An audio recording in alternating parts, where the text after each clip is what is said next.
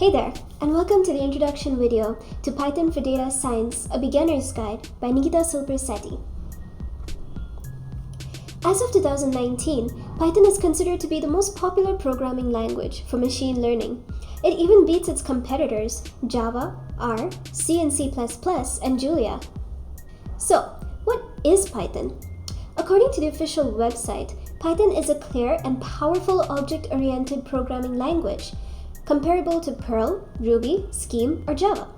You can get more information on Python by visiting their website at the link given here. Now let's take a look at 3 interesting facts about Python. Fact number 1. Python was first developed by Guido van Rossum in the late 1980s. You can find out more about him by visiting his page at gvanrossum.github.io. Fact number 2. Python has been around for over 20 years. It has become increasingly popular only recently due to the great demand for machine learning and artificial intelligence. Fact number 3. Its name is derived from Monty Python, a British comedy group that Guido enjoyed immensely. Now let's take a look at some useful features of Python. First, Python is simple and elegant, making it extremely easy to use. Second, Python is copyrighted under an open source license, which means it is free to use and distribute. Third, Python comes with a large standard library and allows the installation of additional open source libraries that can easily be accessed by a user. Fourth, Python can run across all platforms, including macOS, Windows, Linux, and Unix. Fifth, Python can be used to solve complex problems but in less time and with fewer lines of code. Sixth, Python has a huge community to discuss and to ask and answer questions about it.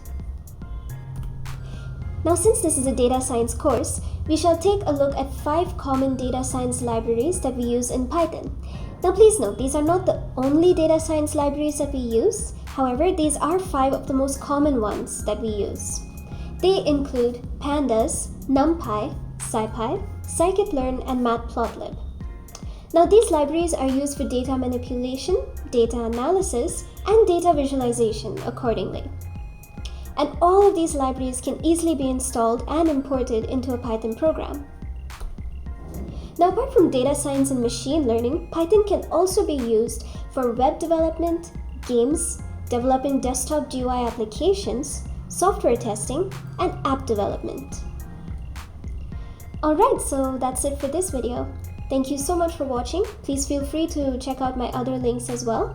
And I'm also the organizer for the AI for Women initiative, so it would be great if you can visit our website and take a look at what we do.